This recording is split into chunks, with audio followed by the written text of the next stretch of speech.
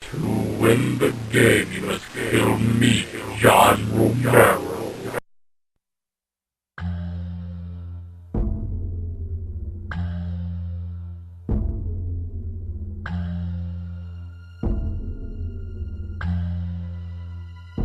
I spoke a lot about the original Doom in the first part.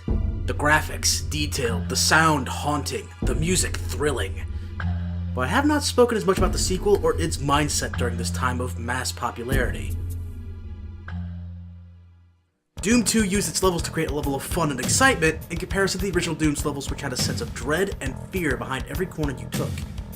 In a way, these two games seem to represent id Software rather well from being nobodies into iconic figures. id Software was quite literally a bunch of computer dorks. John Romero was the tool creator for the games id Software had planned. Adrian Carmack was the artist using the free form of computer games to create designs of the levels and enemies. John Carmack, no relation, was, as stated in the first part, the engineering wizard that had utilized all that was capable on the PC to run the games that were made. Tom Hall was the game designer that took great pride with his works. And what did these guys do first that was incredible, amazing, and unique? Made Super Mario Bros. 3 for PC, of course.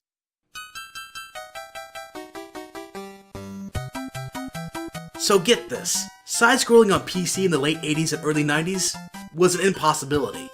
No joke, no computer could do it without stutter or difficulty. When these minds came together, they sent off their version of Super Mario Bros. 3 to Nintendo and crossed their fingers for Nintendo to give them the thumbs up and a big paycheck. Instead, Nintendo sent a message back. I'm paraphrasing, but it said, nah man. Fast forward through Commander Key and Wolfenstein and we're back to Doom. The first Doom, not the sequel. It at first said to themselves, we like that movie Alien, so what if we made a game about that? Then they stopped and went, well, we wouldn't have creative license, so scrap that idea. Wait! Technology and demons, of course! Doom was the game that made Tom Hall throw his hands up and leave id. Despite being a founding father of the company, he couldn't handle the blood and guts anymore.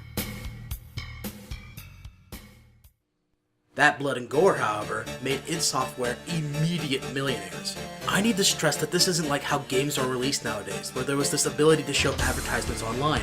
The internet was still in its infancy. Doom became successful through one way: word of mouth. Try to imagine the latest game coming out without a single ad or mention online. It'd be suicidal.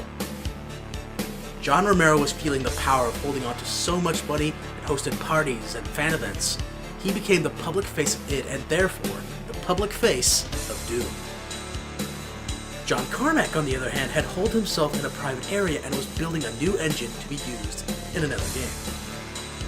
After the release of Doom 2, a re-release of the original Doom entitled The Ultimate Doom came out on April 30th, 1995. Not only did it include all three of the original episodes, but an additional fourth episode, which was to take place between the first Doom and the sequel. On top of that, an expansion pack for Doom 2 came out which starred various mod levels from various authors called the Master Levels. The creation of Doom as a game had been finished for the moment, but books came out between June 1995 and January 1996 that took inspiration from Doom. The authors David Abhue and Brad Linaweaver asked permission from id to make the books, and with a thumbs up, they told the tale of hardened Marine Flynn Taggart.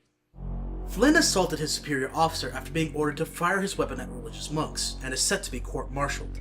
A distress signal is sent out coming from Phobos, and along with his squad, Flynn flies off to the Mars base. The story kind of goes from here as something of a retelling of Doom, except with added character dialogue. The first two books, aptly titled Knee Deep in the Dead and Hell on Earth, keep close enough to the story of Doom and Doom 2 to a loose degree.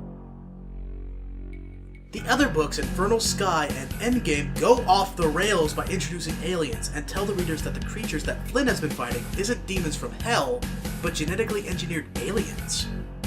There are a few other odd details, like the fact that there's an alien race called Freds, but the books are kind of decent for a time waster. In comparison to the game, I'd prefer to be in the action and make my own story.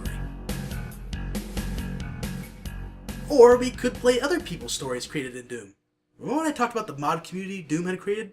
Well, the Casali brothers created a whole slew of levels for two games, TNT Evolution and the plutonium experiment. These megawads would be packaged under the title Final Doom. Evolution tells the story of the UAC, the company that supported the transportation research, going to a moon on Jupiter and restarting the experiments.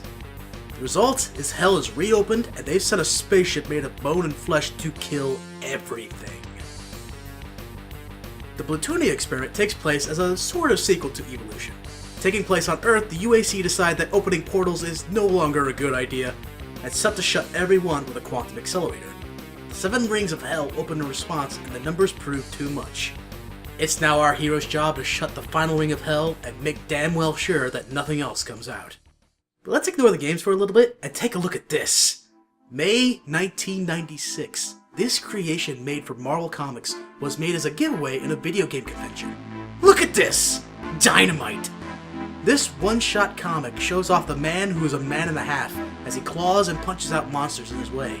He even forcibly breaks through a steel door with his foot. Good God, what is going on? Oh, here it comes! Here comes the night train! Do I need to go beyond this point? This single panel should be my entire review for it. The entire thing is a beauty to behold.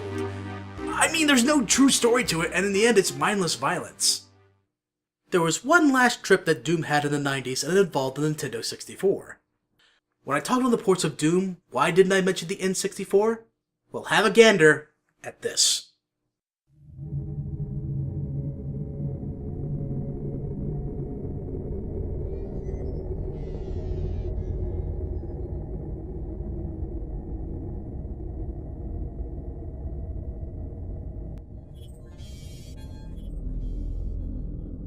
It feels like Doom, sounds like Doom, plays like Doom, but that's not Doom. Or at least it's not the levels for the original Doom. Released on March 31st, 1997, Midway set out to create a sequel to the PC Doom. The story is that you play as the same Marine that blasted demonic skulls and torched the bodies for good measure. After saving Earth from Hell's attempts to take over, something survived on the moons of Mars. That something began to resurrect and upgrade the monsters you left behind, and it's your job to run through and destroy everything. The original weapons come back with a fresh paint job, and an added weapon known as the Unmaker makes its appearance. The game looks good with its moody lighting, and the music is more atmospheric, but the game didn't receive well when it came out. The game didn't have multiplayer. The game didn't allow you to aim up or down.